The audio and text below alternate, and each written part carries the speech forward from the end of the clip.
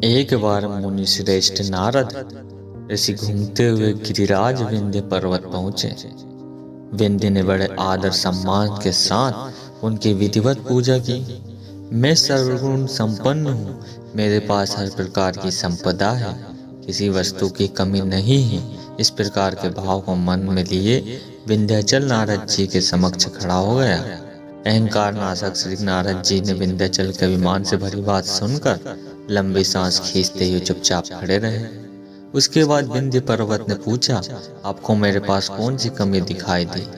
आपने किस कमी को देखकर लंबी सांस खींची? नारद जी ने विंध्याचल को बताया कि तुम्हारे पास सब कुछ है, किंतु मेरु पर्वत तुमसे बहुत ऊंचा है। उस पर्वत के शिखरों का विभाग देवताओं के लोकों तक पहुंचा हुआ है। मुझे लगता है कि तुम्हारे शिखर के भाग वहां तक कभी नहीं पहुंच पाएंगे। इस प्रकार कहकर नारद जी वहां से चले गए।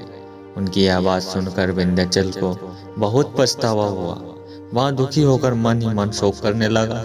उसने निश्चय किया कि अब वहां विश्वनाथ भगवान सदाशिव की आराधना और तपस्या करेगा। इस प्रकार विचार करने के बाद वह भगवान शंकर जी की सेवा में चला गया, जहाँ पर साक्षात ओमकार विद्यमान है। उस स्थान पर पहुंचकर उसने प्रसन्नता और प्रेम पूर्वक शिव की पार्थिव मूर्ति बनाई और 6 महीने तक लगातार उसकी पूजन में तन्मय रहा।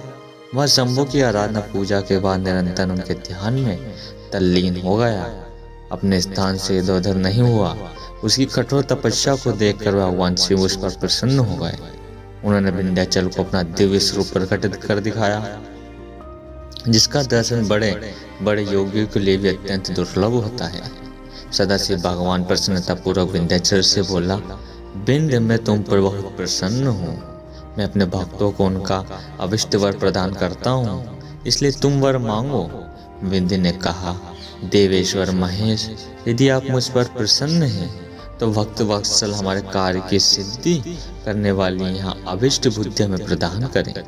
विंध्या पर्वत की याचना को पूरा करते हुए भगवान शिव ने उससे कहा कि पर्वतराज, मैं तुम्हें वह उत्तम वर बुद्धि प्रदान करता हूँ। तुम जिस प्रकार का काम करना चाहो वैसा कर सकते हो।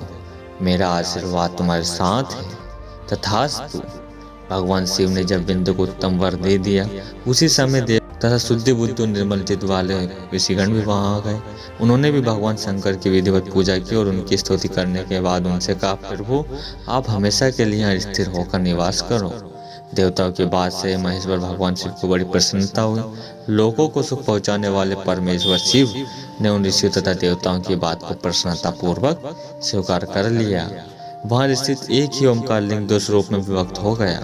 प्रणव के अंतर्गत जो सदाशिव विद्यमान हुए उन्हें ओमकार नाम से जाना जाता है। इसी प्रकार पार्थिव मूर्ति में जो ज्योति प्रतिष्ठित हुई थी, वह परमेश्वर लिंग के नाम से विख्यात हुई। परमेश्वर लिंग को अमलेश्वर भी कहा जाता है। इस प्रकार भक्तजनों को अभिष्ट फल प्रदान करने वाले ओमकारेश्वर और परमेश्वर नाम से शिव के ये ज्योतिर्लिंग जगत में प्रसिद्ध हुए। जय श्री कृष्ण।